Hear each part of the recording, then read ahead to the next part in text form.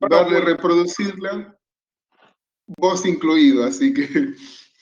Debe ser, supongo, que el tipo de plataforma que tiene, el tipo de grabación, ¿no? Supongo que debe ser eso, porque no hubo forma. Me decías de la Condictio. Sí. La Condictio casi podríamos decir que es una forma simplificada de la anterior, ¿verdad? Es decir, de la ley Sanctio per iudicis per arbitrium postulationem. Esta acción, la Condictio, aparece como una forma de agilizar los trámites producto de las necesidades económicas, comerciales. Ahí lo primero que se advierte es que es una acción que está muy limitada en cuanto al campo de su aplicación. Es una acción que tenía, digamos así, como contenido, digamos, la materia sobre la que se podía llegar a reclamar por medio de esta acción, eran los casos en que se trataba de la deuda, es decir, siempre estamos hablando de deudas incumplidas, ¿verdad? De una deuda que fuera una deuda por suma cierta y determinada de dinero. Es decir, siempre y cuando lo que se reclamaba fuera simplemente plantear la existencia de una deuda cuyo monto, cuya característica estaba ya predeterminada. Porque si fuera necesario hacer una determinación, ya no podríamos utilizar esta acción. Entonces, prácticamente aquí la acción persigue que se reconozca la existencia de una deuda y el reclamo de pago siempre que esa deuda sea por sumas ciertas, y vuelvo a repetir, determinadas de dinero. Pero también comprendía el supuesto, por una ley posterior, una ley de la época de Sila, el supuesto de las obligaciones de dar cosas ciertas y determinadas. Es decir, si yo tenía que reclamar, por ejemplo, la entrega o el cumplimiento de una obligación de entregar un esclavo, no se podía hacer por esta acción. Pero si era el esclavo tal, el esclavo Marco, en ese caso, entonces teníamos una posibilidad de reclamar por esta acción. Porque estaba determinado quién era. Simplemente se trataba de determinar si se debía o no se debía pagar lo que había que pagar, si era una suma cierta y determinada de dinero, o la entrega de una cosa cierta y también debidamente determinada. La otra cuestión que planteaba esta acción era acelerar los tiempos. En 30 días tenía que estar resuelta la acción. Es decir, las necesidades de comercio exigían respuestas rápidas. Entonces, por eso es que esta acción es una acción, diríamos, simplificada de la acción anterior, que ya allí el campo es más grande, ¿verdad? Si yo tengo que reclamar una suma, pero a su vez, para reclamarla, tengo que determinar qué es realmente lo que se debe, entonces tendría que ir por cualquiera de las acciones declarativas anteriores. ¿Está más o menos claro esto, Marco? Es decir, Sí. simplifico la explicación para ganar tiempo, ¿verdad? Bueno, si hay alguna duda o alguna pregunta, te la van pasando para el transcurso de la charla que tenemos. Habíamos estado viendo la Manus Iniectio y aparece la Pignoris Capio. Pignoris Capio es toma de la prenda, es decir, del objeto, de la cosa. Esta acción es una acción bastante particular. Algunos autores dicen que no es una verdadera acción de la ley porque carecería de alguno de aquellos que eran, dijimos, los presupuestos generales de las acciones de la ley. Recuerdan que eran orales, que debían hacerse en 2 etapas, etcétera, etcétera.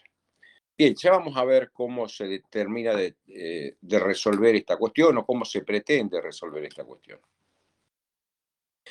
Aquí estamos en presencia de un hecho que se daba en la práctica. Ustedes recuerdan que hablamos del sacramentum y hablamos de los animales que se llevaban para el sacrificio. Y dijimos que los pontífices eran sumamente exigentes en el cumplimiento de los ritos. En ese sentido, el animal que era ofrecido para realizar la ordalía o juicio de Dios pertinente tenía que tener características muy particulares, muy especiales. Esto planteaba que muchas veces aquel que llevaba el animal para el sacrificio se encontraba con que este animal era rechazado, porque tenía algún defecto, porque, no sé, tenía astillado los cuernos, tenía alguna pierna coja, tenía, en fin, lo que fuere, lo que se les ocurra.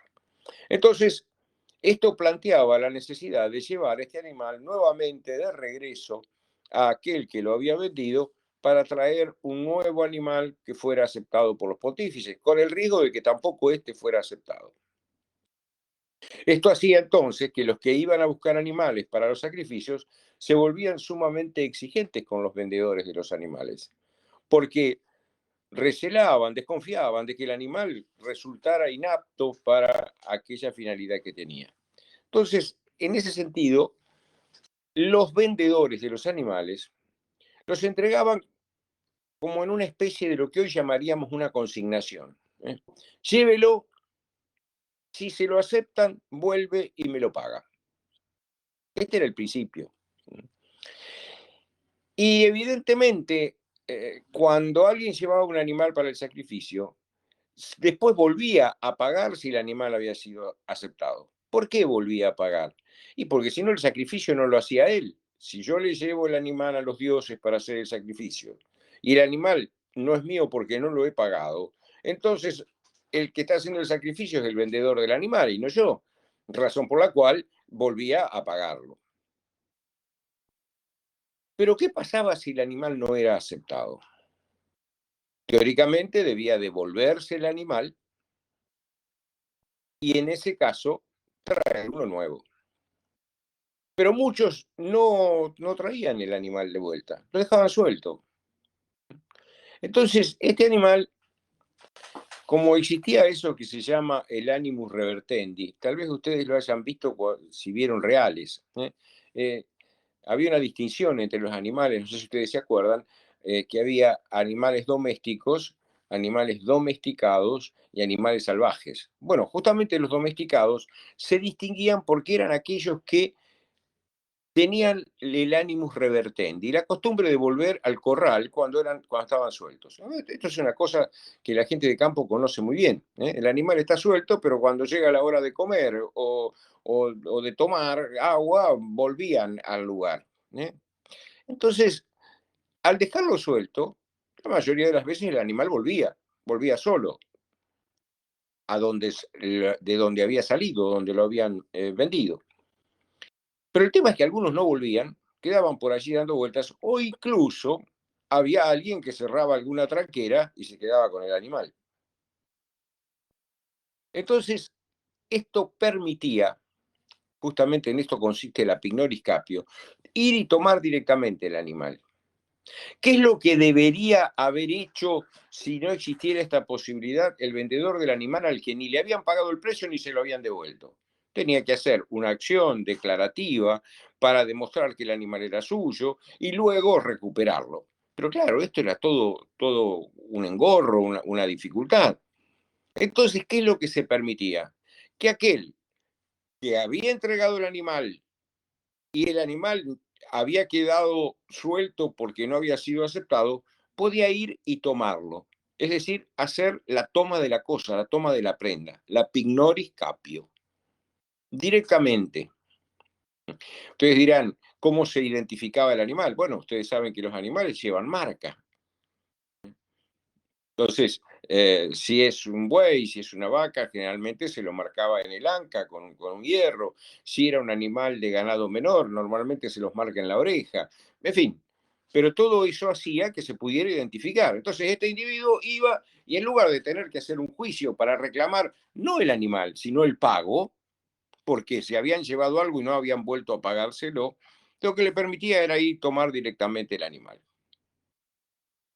Esto después se extendió también a otro supuesto, que era el caso de los militares, era el caso de los soldados. En Roma, el ejército pagaba una suma a aquellos que estaban cumpliendo con los deberes militares. Cuando estudiaron persona, habrán visto allí que esta era una de las cargas públicas, era la milicia, es decir, todos los hombres a partir de los 16 años y hasta más allá de los 60 estaban obligados, si eran convocados, a asistir a filas. Pero el ejército no proveía ni del armamento, ni del alimento, ni nada por el estilo. Cada uno debía procurárselo.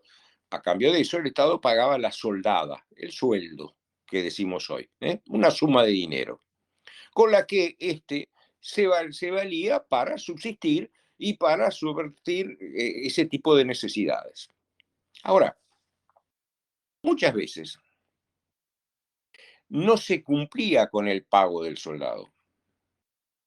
Pero el soldado sabía que el dinero destinado a pagarle estaba en las arcas del regimiento, en las arcas del ejército del que formaba parte. Pero aquel, el cuestor encargado de pagarle, no le pagaba. Y él sabía que el dinero estaba y era suyo, le correspondía. Yo no sé si se sigue leyendo el Martín Fierro, pero en el Martín Fierro hay un ejemplo de lo que pasa cuando no existe esta posibilidad que vamos a hablar ahora.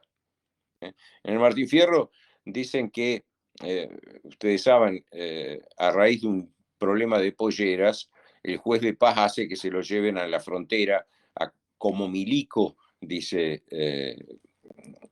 Martín. Y entonces él va a cumplir esas funciones y cuando llegaba el momento de la paga, dice, hay unos versos ahí muy graciosos, porque dice, cuando hacía falta un voluntario, siempre me elegían a mí, un voluntario muy voluntario, ¿no? Era elegido. Si hacía falta un voluntario, me elegían a mí.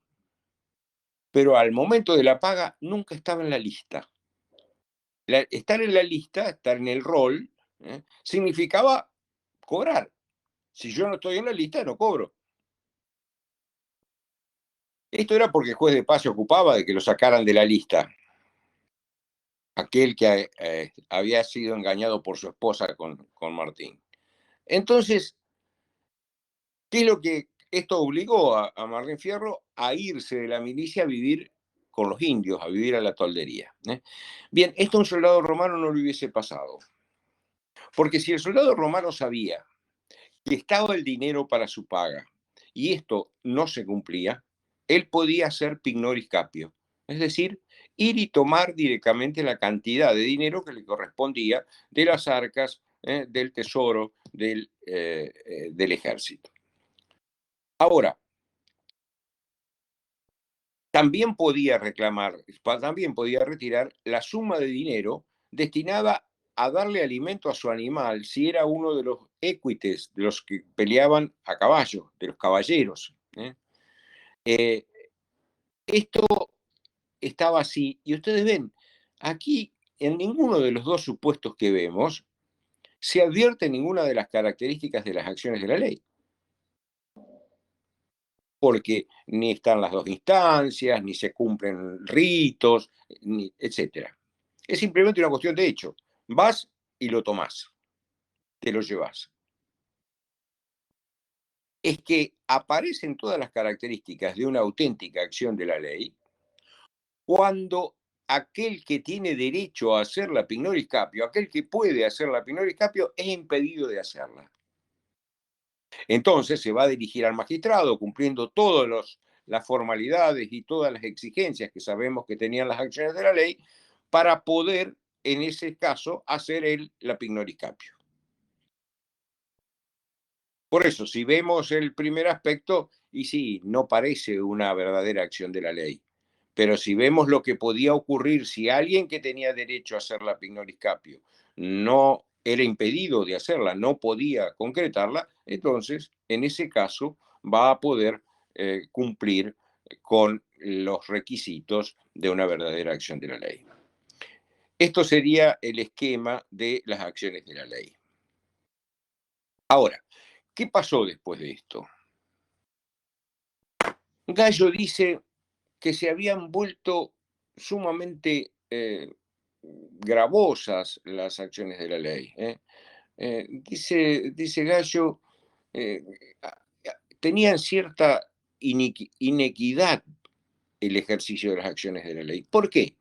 Porque la exigencia formal era tan grande que hacía difícil exigir o pedir justicia cuando la situación era por ahí necesitaba respuesta rápida.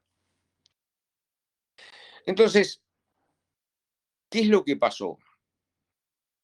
Ustedes van a encontrar por ahí en los textos algún ejemplo, ¿no? Dice que había un señor al que le habían cortado unas vides y hizo la acción por las vides cortadas y resultó que tenía que decir por los árboles cortados y perdió el juicio.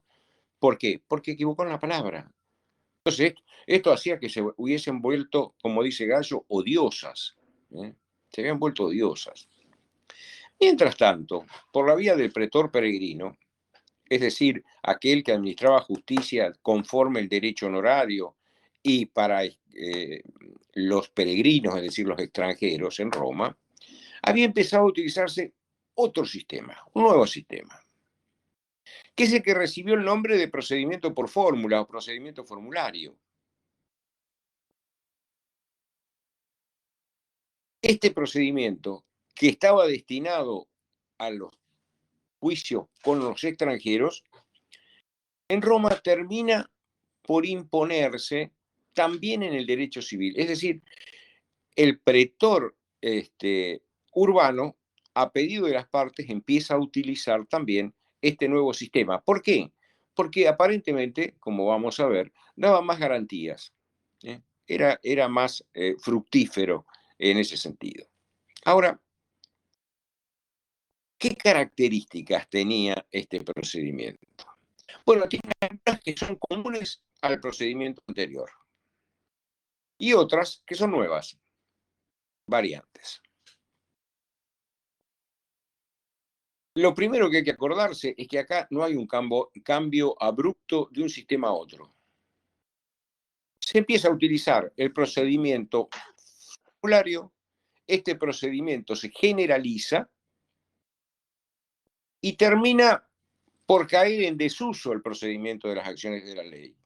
A punto tal que cuando ya han dado el tiempo, se trae unas leyes, aparecen unas leyes que vienen a abolir el sistema de las acciones de la ley, hacía ya años que no se usaban, siglos que no se usaban. Bien, ¿qué características tenía este procedimiento? Primero, que ya el cumplimiento de las exigencias formales no es tan estricto. Es un procedimiento que tiene toda una etapa, una primera etapa, donde se utiliza la escritura. Es un procedimiento, en ese sentido, escrito, aunque después la segunda parte va a ser oral como era la anterior. Sigue manteniendo las dos etapas, ante el magistrado y ante el juez. Pero el magistrado toma un rol más protagónico, porque es ante el magistrado que se va a completar lo que se denominaba la fórmula. Por eso se llama procedimiento formulario.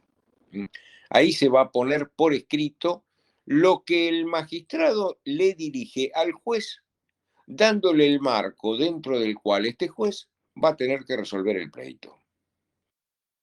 Es decir, se redacta la fórmula.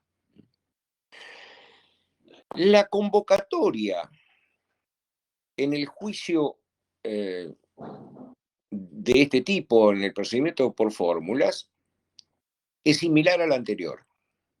La ius vocatio tiene las mismas características, salvo por una situación. Aquel que es convocado, para evitar ser llevado por la fuerza, para evitar las consecuencias de que él no se puede sustraer, cosa que sigue ocurriendo en este sistema. Es decir, lo que llamaríamos el demandado, aquel que es requerido, no puede negarse a concurrir, sigue siendo necesaria su presencia. Pero, en este caso, vamos a ver que puede dar una garantía de que va a concurrir, lo que se llamaba el vadimonium.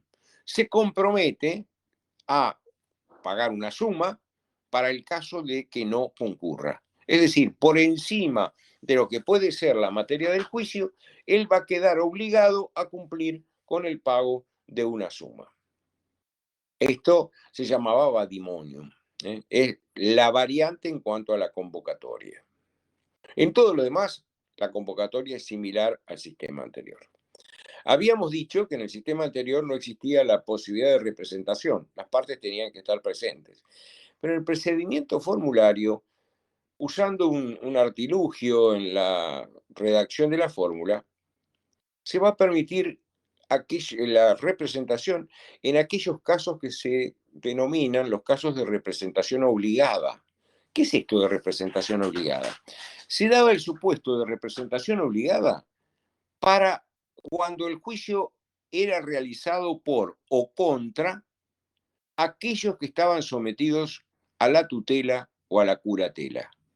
Es decir, aquellos que eran incapaces de hecho y no podían estar presentes por sí. Entonces, en ese caso, se admitiera representación por parte del tutor o del curador, el que los representaba.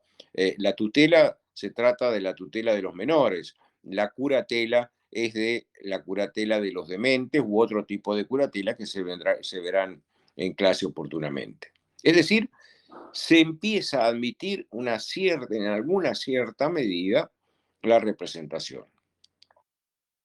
Repito, ante el magistrado, ante el juez. Y el juez sigue teniendo las mismas características que los jueces en el procedimiento de las acciones de la ley. Es decir, en este caso, el juez va a seguir siendo un particular y su sentencia va a seguir siendo definitiva con las mismas características que vimos en el procedimiento anterior.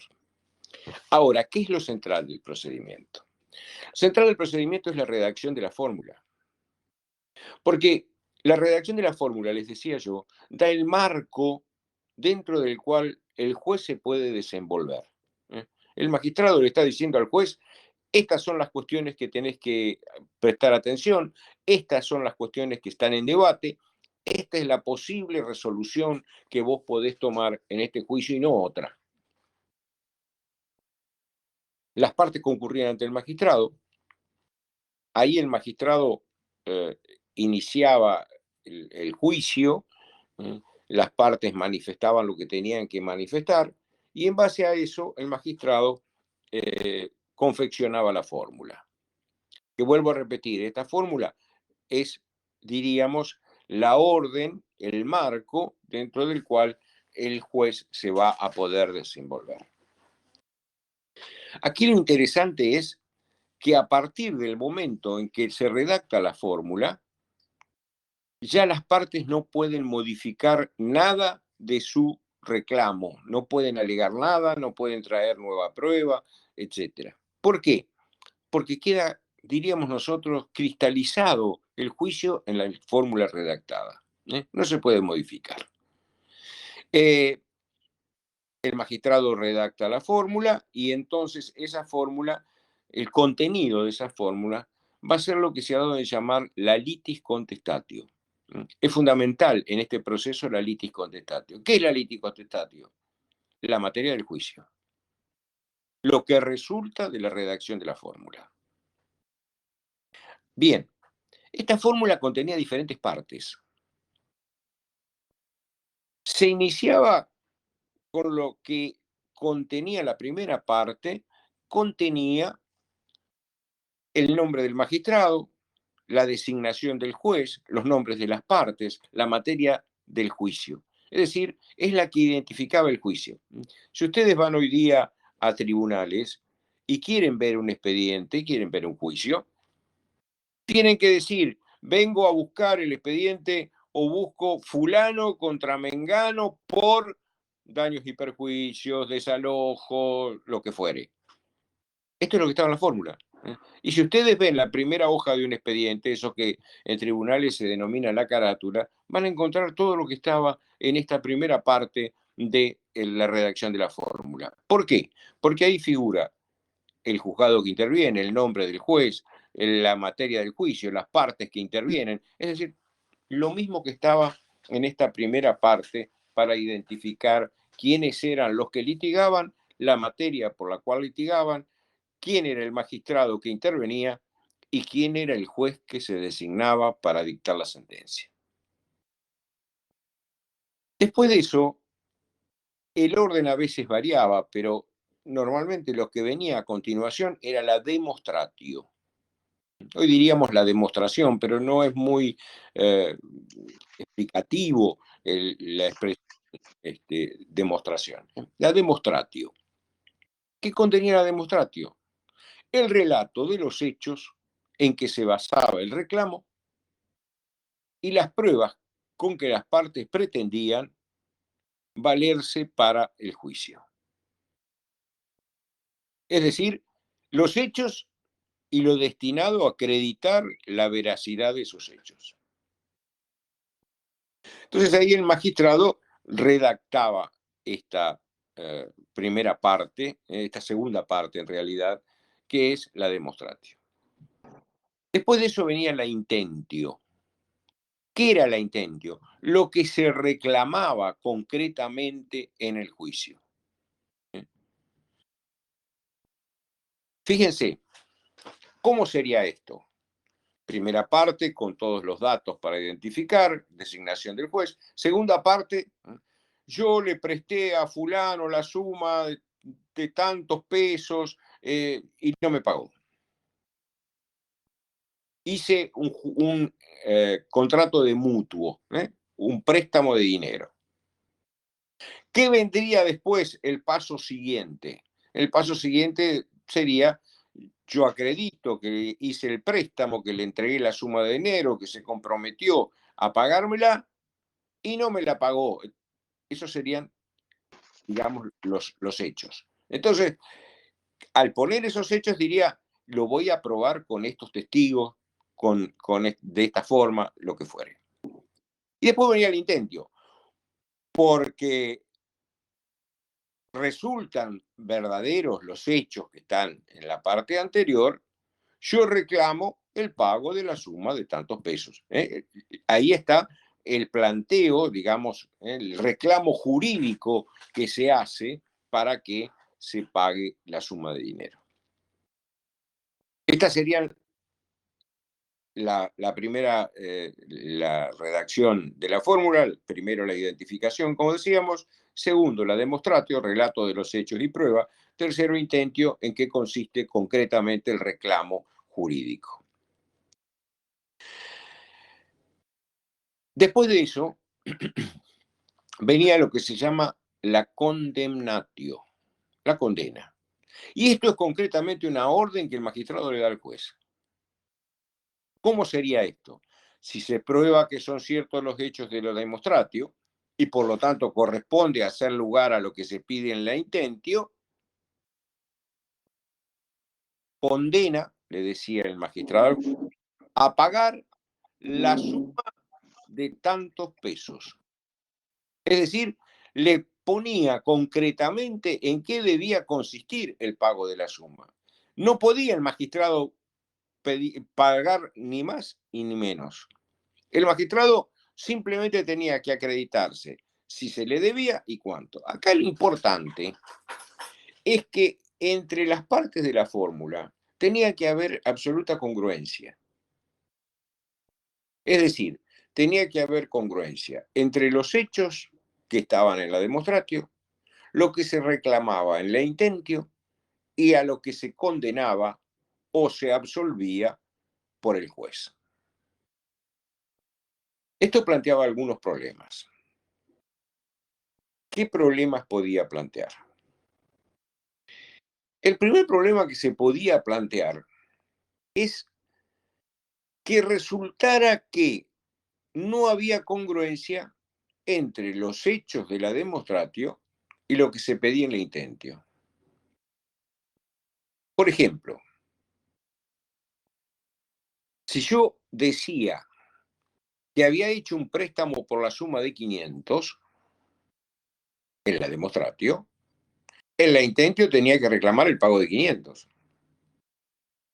Si resultaba que yo estaba pidiendo de más, caía en plus petitio, pedir de más, perdí el juicio. Pero también lo perdía si pedía de menos. Si yo demostraba que me debían 500 y había reclamado 400, había minus petitio, había pedido de menos, y también perdía. ¿Por qué? Por la congruencia a la que hacía referencia. Es decir, yo tenía que, de acuerdo a los hechos que alegaba en la demonstratio, reclamar el intento. Porque de eso va a resultar a qué está autorizado, qué es lo que puede hacer el juez de acuerdo a la orden del magistrado. El magistrado le daba la orden al juez. ¿Por qué era importante esto? Miren, ustedes se acordarán el tema de lo que era el imperium y la potestas.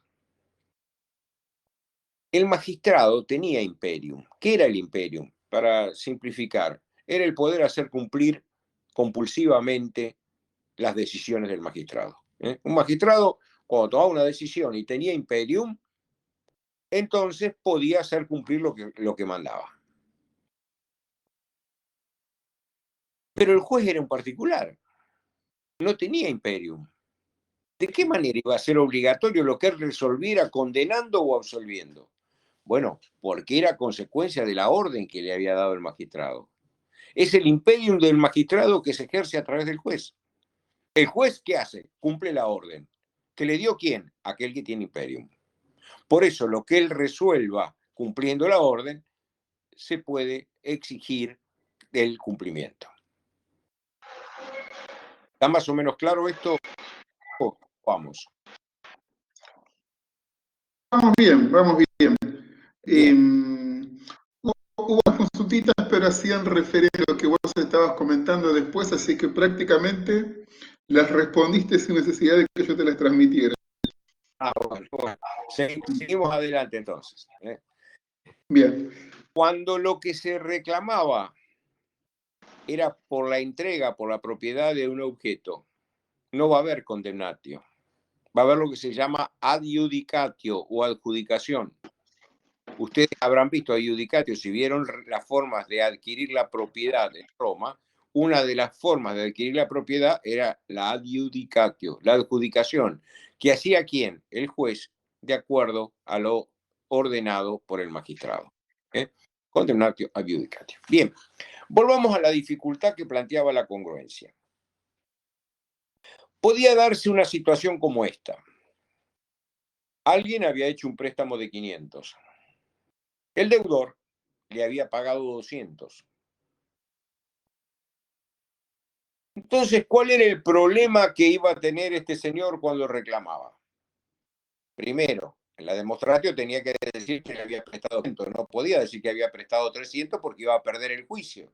¿Por qué? Y porque se iba a demostrar que nunca prestó 300, sino que prestó 500. Ahora, en la intentio, ¿qué tenía que decir? Reclamo la suma de 500.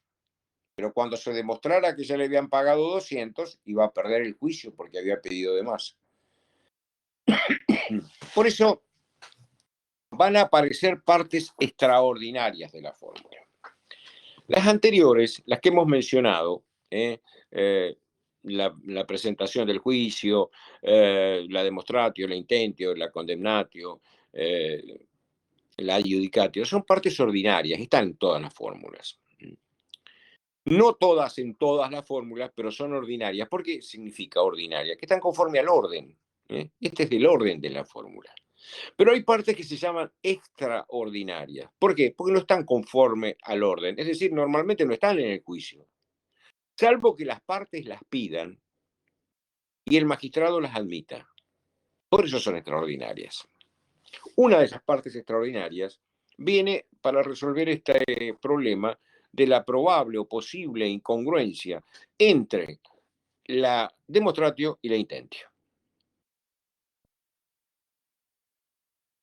¿Qué podía hacer esta persona que había hecho el reclamo?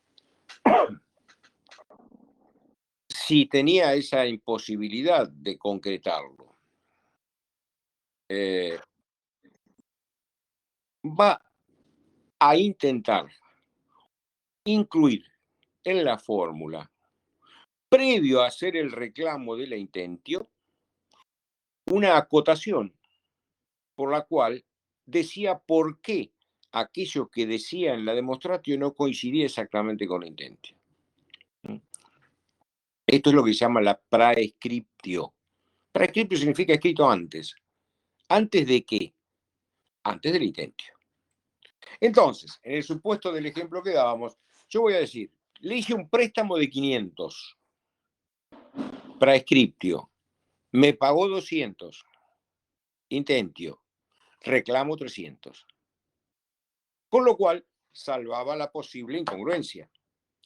Él iba a demostrar que prestó 500, admitía que recibió 200, reclama 300.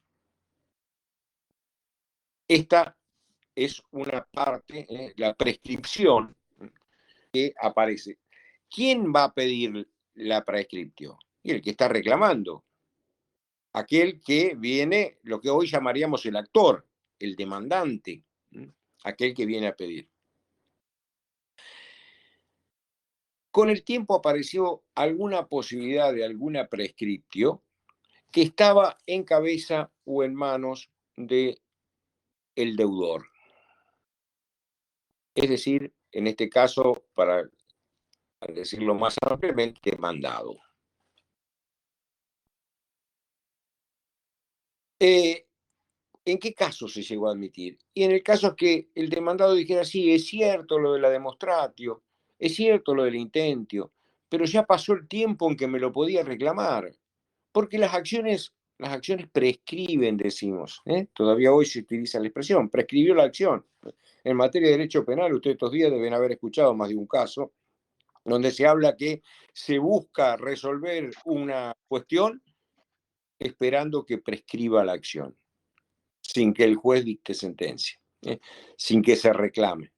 Si ustedes tienen un accidente de automotor, tienen un plazo para reclamar los daños y perjuicios. Si pasa ese plazo, ya no los pueden reclamar nunca más. ¿Está claro esto? ¿Está entendido? Bien, ¿cómo se podía hacer valer esa circunstancia el demandado? Porque el que va a beneficiar es al demandado. Y lo puede hacer valer justamente a través de una prescriptio. Pero esto, originariamente, la prescriptio era para el actor y no para el demandado. Aparece esta posibilidad posterior. Y hay todavía otra parte extraordinaria más, que es la exceptio o excepción. Esta sí aparece a pedido del demandado. Fíjense cómo se puede utilizar esto. Sigamos con el ejemplo. Un señor prestó 500, le pagaron 200.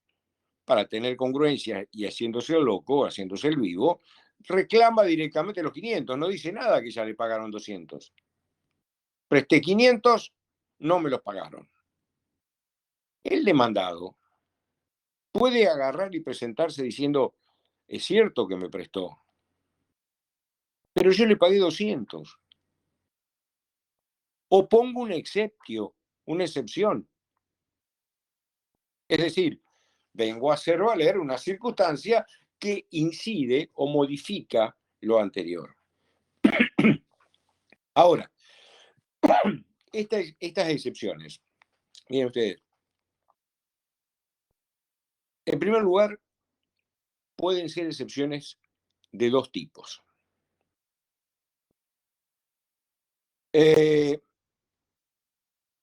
Tenemos unas excepciones que, de prosperar la excepción, ya no se podrá reclamar nunca más lo que se está pidiendo en ese juicio. Y hay otras excepciones que permiten ganar el juicio, pero no significa que en el futuro no se pueda volver a reclamar.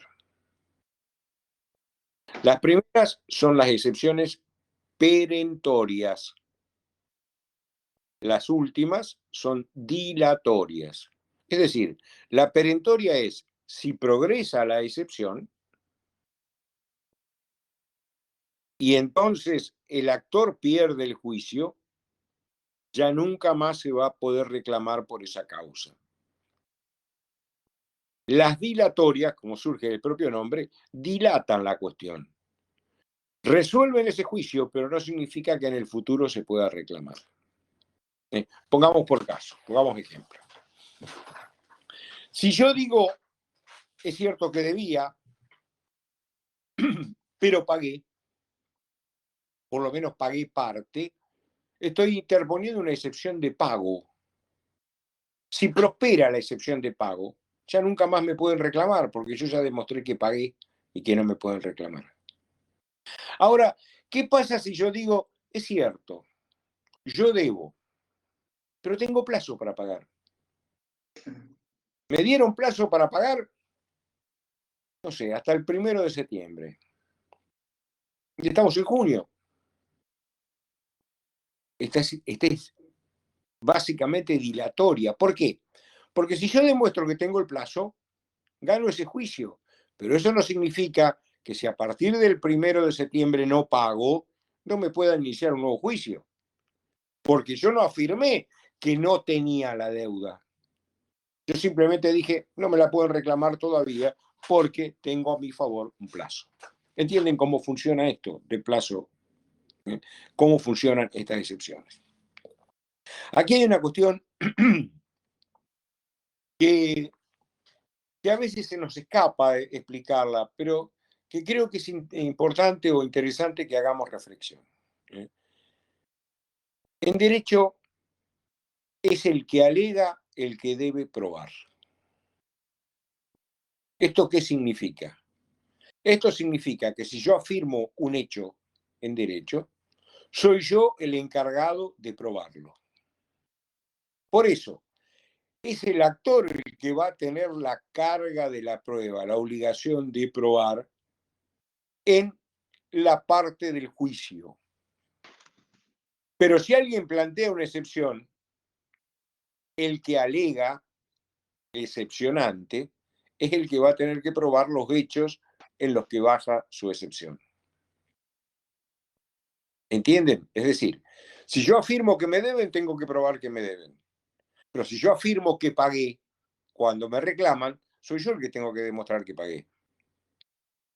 Esto tiene que ver con la imposibilidad de demostrar los hechos negativos. Lo que históricamente se ha llamado la prueba diabólica. No se puede demostrar un hecho negativo.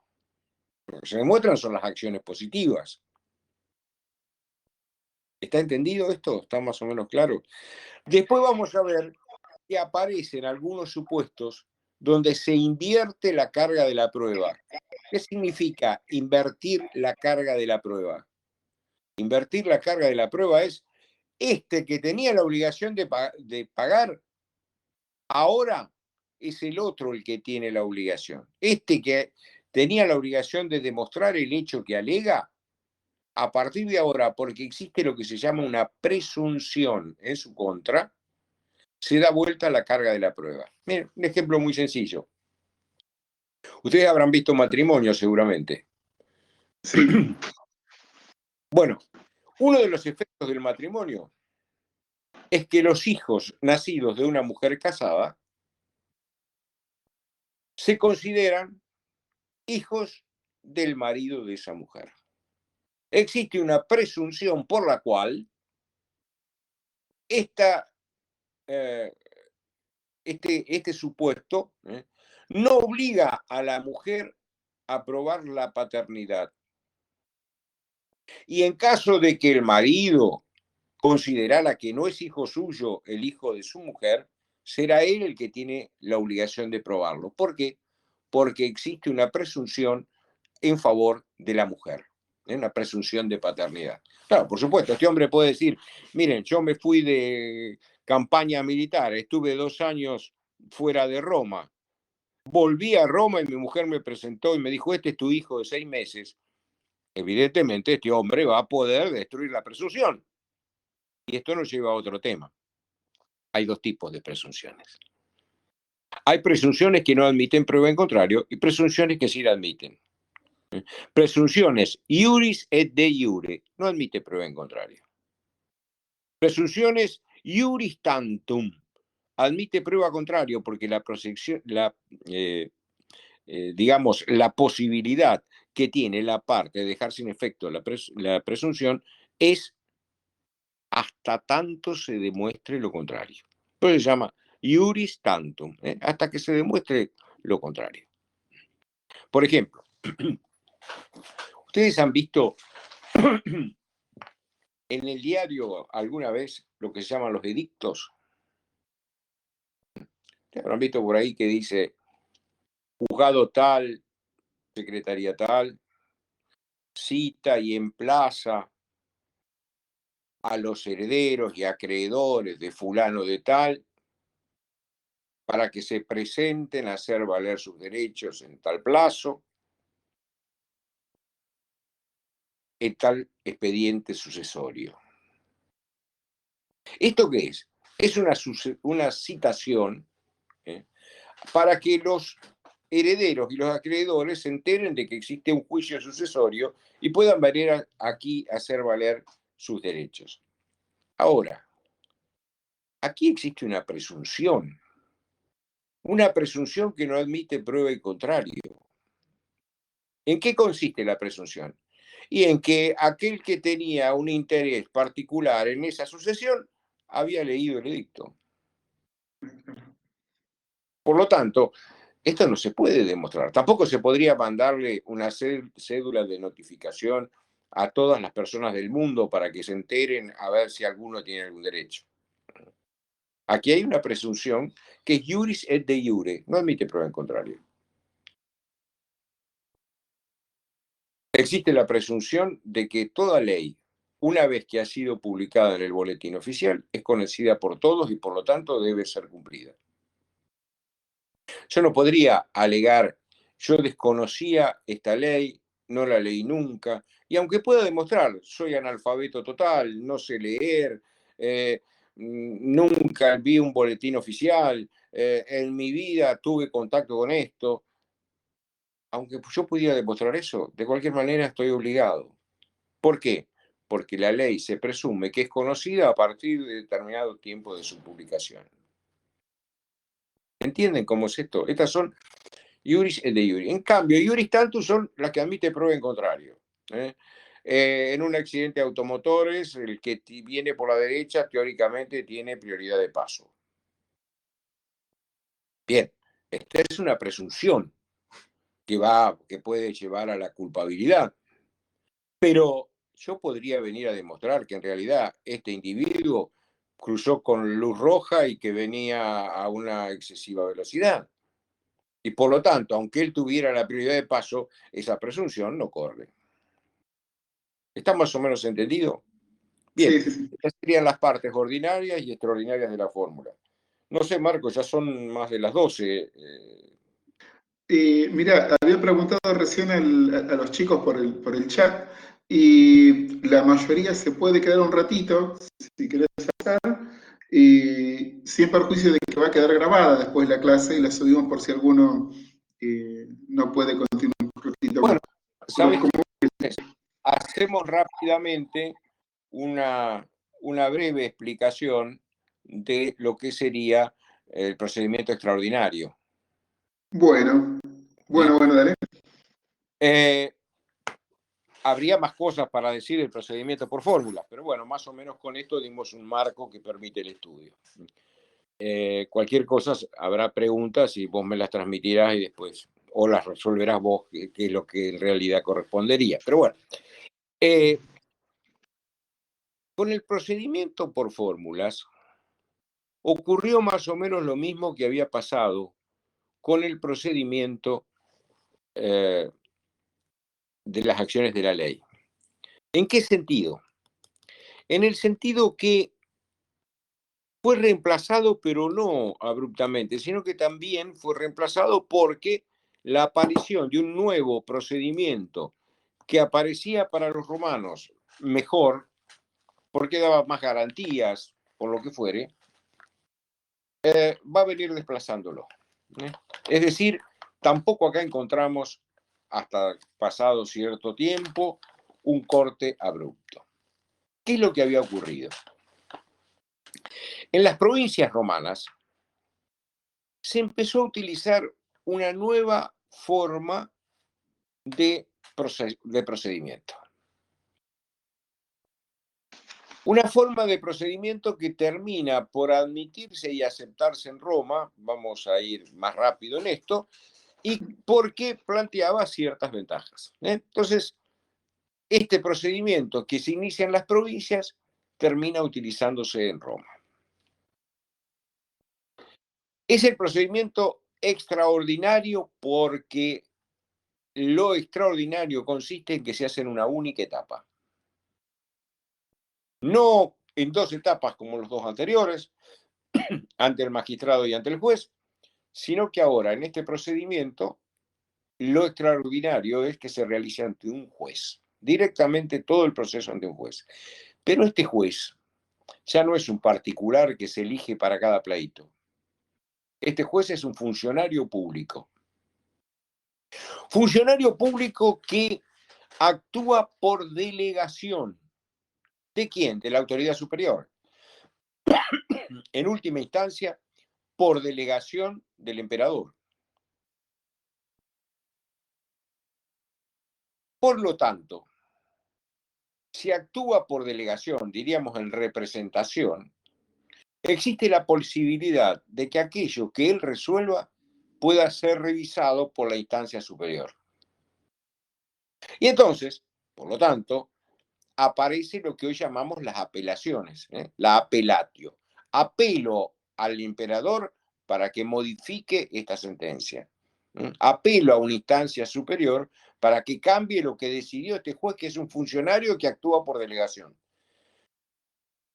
Ni siquiera es similar a la situación de los jueces actuales, porque los jueces actuales no actúan por delegación.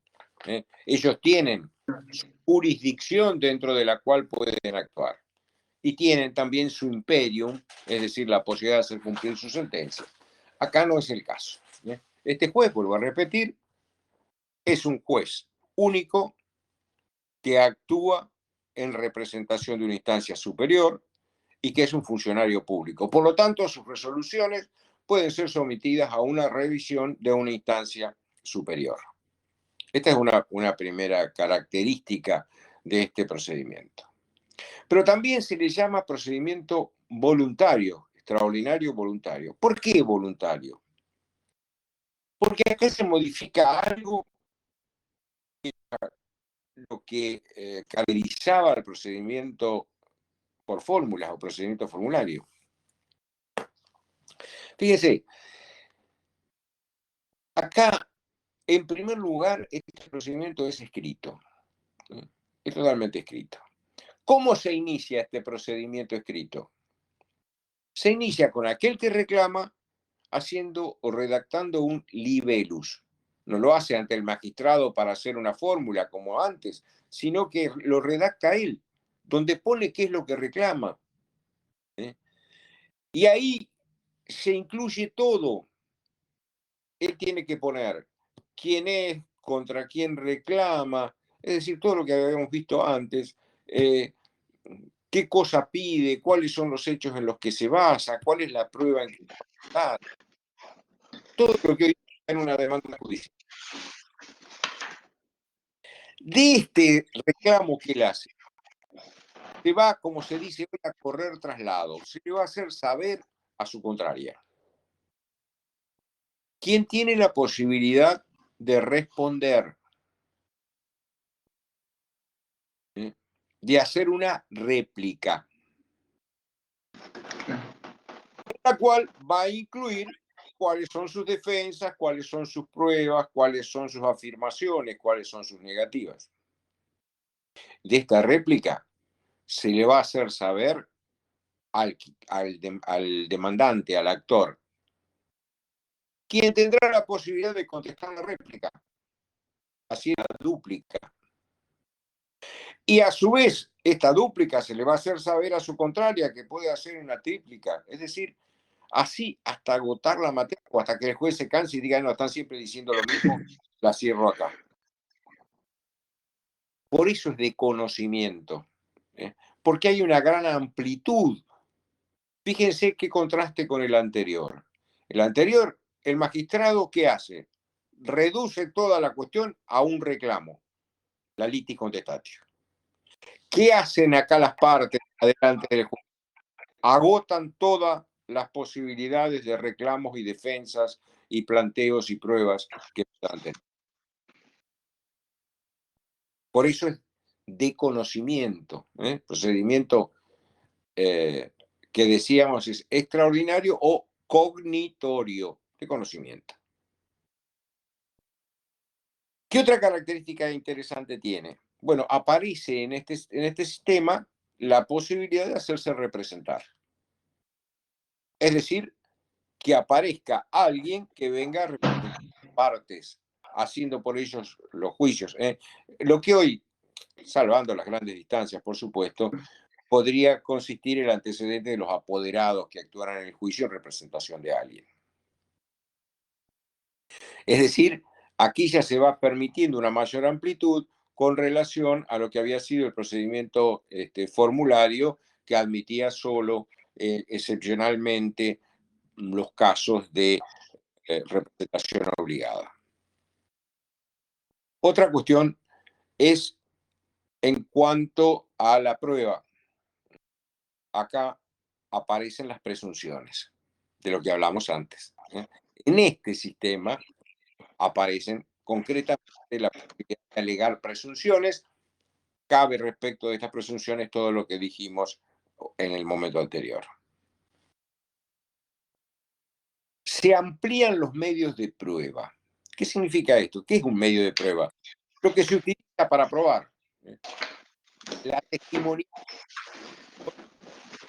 son un medio de prueba.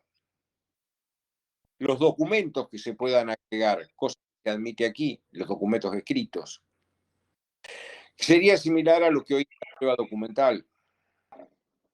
Se va a admitir también la posibilidad de requerir lo que hoy llamaríamos un informe, es decir, de requerir a alguien que pueda tener instancia que la acompañe, que la traiga al juicio para que allí pueda hacerse valer esa cosa. Y algo parecido a lo que hoy serían las pruebas de pericia, las pruebas periciales, porque el juez podía reclamar a alguien que conocía alguna cuestión en particular, un idóneo en determinada materia, para que lo asesorara para resolverlo, en materias que él podía no saber. Pongamos por caso, se está discutiendo sobre qué material es con el que está construido un objeto, un candelabro, si es plata, si es níquel, de qué se trata. Bueno, en ese caso, el juez, que podía no tener los conocimientos para poderla demostrar, llamaría a un orfebre, un joyero, para que le diga, a ver, ¿esto es realmente plata, no es plata? ¿Qué cuernos es esto? Está más o menos entendido. Esto sería, en líneas generales, el procedimiento extraordinario. Lo interesante de este sistema, o esta bolilla 8, que es la bolilla de procedimiento, es que nos permite ver que no hay nada nuevo bajo el sol. Claro. Porque de estos sistemas, cualquier sistema procesal que veamos en la actualidad, puede encontrar un antecedente en alguno de estos tres sistemas procesales que muestran. Seguramente quedan muchas más cosas en el aire, en el tintero, pero bueno, el tiempo y las necesidades de cada uno nos obliga a reducirlo y concentrarlo. No sé, Marco, si habrá alguna otra cuestión que los chicos planteen o que a vos se te ocurra. No, ahora está bien. No, porque estaba pensando también que los temas de clasificación de las acciones en la primera clase, en el primer les he hecho mucha referencia y está bien sintetizado los tres sistemas, los tres procedimientos. Así que en general es todos los mercados, así que. Bueno, si no hay ninguna. Así que, y en principio no, a ver si alguna duda de consultas. No, porque fue muy, sabes que se fue dando el ida y vuelta, te iban preguntando. Cuando, por ejemplo, vos hablabas de las partes de la fórmula, alguno preguntaba por cómo eran las excepciones, pero como era una parte extraordinaria, lo habías dejado para después, y así se fue dando muy natural las Bueno, dudas y las me respuestas. alegro, me alegro. Así que bueno, Haroldo, muchas Bueno, gracias. no, gracias a ustedes. Y bueno, quedo a disposición cuando lo necesiten o lo requieran, me avisan. Bien, bien, bien. Seguramente te vamos a estar consultando para las clases de sucesiones, que es otro de los temas que sueles dar vos en las clases, así que. Perfecto, perfecto, cómo no. Quedamos así. Bueno, Sí. un saludo para todos. Pásenlo bien. Gracias, Haroldo. Tenés varios saludos de los alumnos agradeciendo la clase, la claridad. Así que bueno, gracias. Gracias, Haroldo. Hasta luego. Hasta luego, hasta luego.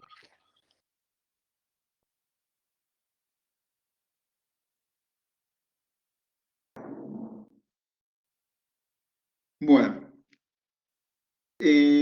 gracias. Nos vemos la próxima. Dudas y consultas al chat.